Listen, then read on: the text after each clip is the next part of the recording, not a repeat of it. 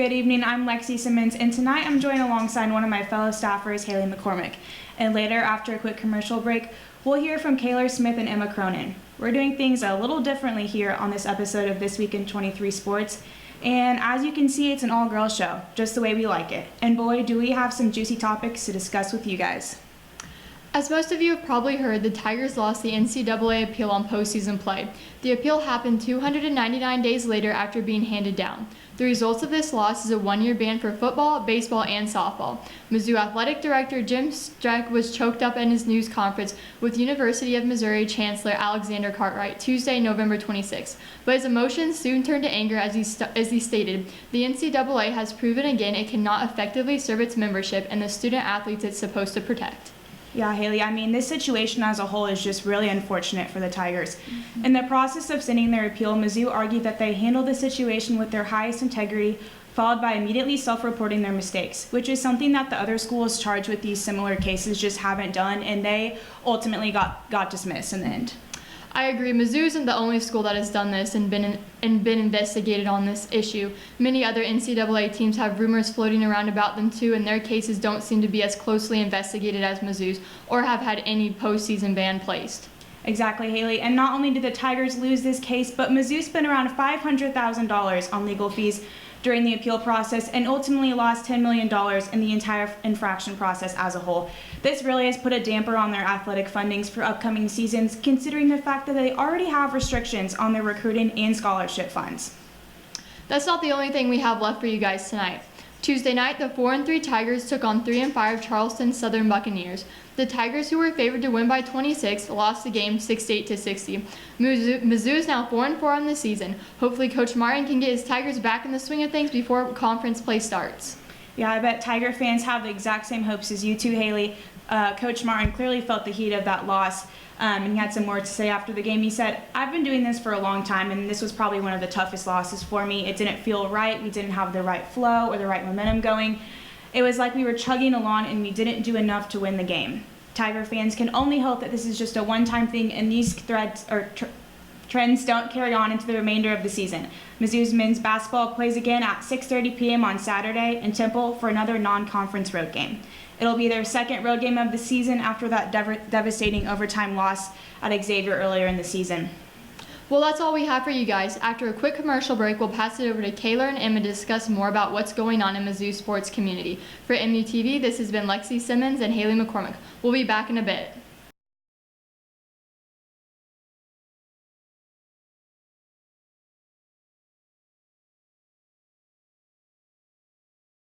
Good evening, Kayla Smith and Emma Cronin here to discuss another tumultuous topic for Mizzou this week. Oh yeah, it's been a very newsworthy week for the Tigers with the NCAA ruling last week and the men's basketball team getting upset Tuesday, as Haley and Lexi mentioned before. Yeah, and unfortunately the bad news does not stop there for Mizzou. The football team did in fact finish on a win, but it was too little too late for Barry Odom and his campaign as he was promptly fired Saturday morning following the win. Yeah, and that win against the University of Arkansas put Odom's overall coaching record at 500 after his 4 seasons as Mizzou's head coach.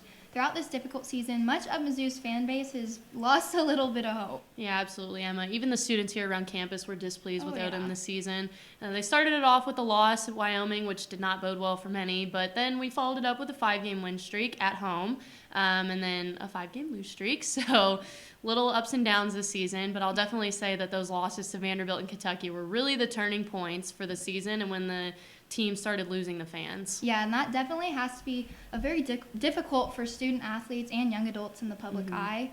Mizzou fans did not hold back on Twitter when it all went south. Now things got so out of hand that Power Mizzou reporter Gabe DeArmond tweeted, "I understand people are passionate about college sports. I understand those who think Barry Odom deserved to lose his job. It should not be celebrated. We should never celebrate others losing jobs."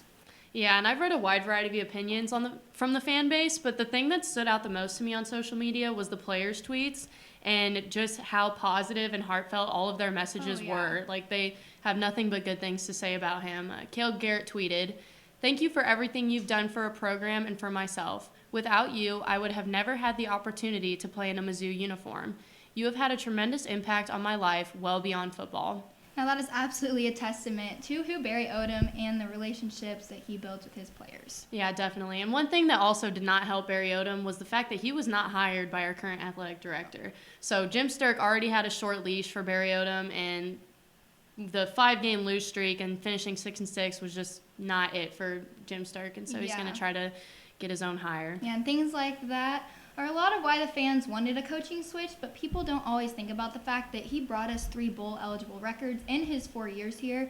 He came in on a rebuilding year and was still able to get that bowl-eligible season after that, you know? Right, and that's why there's so many mixed opinions. Oh, yeah. But I did hear a rumor today that Barry Odom could be landing a D coordinator spot at Virginia Tech under Justin Fuentes, which was who he was a D coordinator under in Memphis. So they were a pretty good pairing there, so it could be another dynamic duo situation happening at Virginia Tech. So, you know, no matter what, he's not with us anymore, but as Mizzou fans, Mizzou fans will always be happy for him wherever he goes, because he is one of our own, you know, alumni here. So. Oh, yeah, for sure. Now, Mizzou Athletics has definitely had a lot of negativity in the media lately, but one thing they still have going for them is their volleyball team. For the 5th consecutive year and the 16th time in program history, Mizzou's volleyball earned a trip to the NCAA tournament. Yes, Mizzou has had a very impressive season. They finished their regular season 21-7. Yeah, they slipped in and out of rankings all season long, but ended on a strong note, winning 7 of those last 8 games. Yeah, and one thing that I've been super impressed with is their offense. They have had some really high-powered offensive players, as well as being really consistent behind the ball. So not only are they getting kills, but they're getting it efficiently and consistently. So they led the SEC in most kills this season, which is a huge deal because the SEC is a big volleyball conference. Oh yeah. And they had the number 2 team for hitting percentage just behind Kentucky, and they're nationally ranked. So definitely says a lot about the offense that Mizzou's volleyball was able to craft this season. For sure.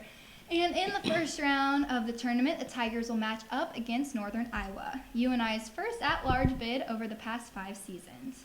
4th, not first. Their 4th at-large bid over the past 5 seasons. Little number switch there, but this should be a favorable matchup for the Tigers. When the teams played earlier in the season, Mizzou got one of the highest percentages they have all season at .513.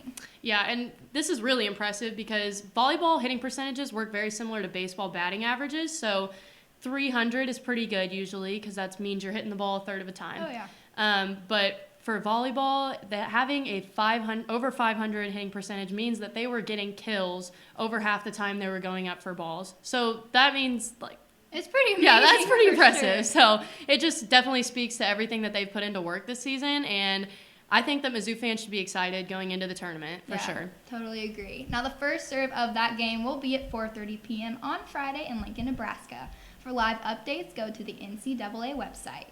Now, that is all we have for you this week in 23 Sports. From everyone here at MUTV, I'm Emma Cronin. And I'm Kaylor Smith. We hope you guys have a wonderful winter break, and thank you for watching.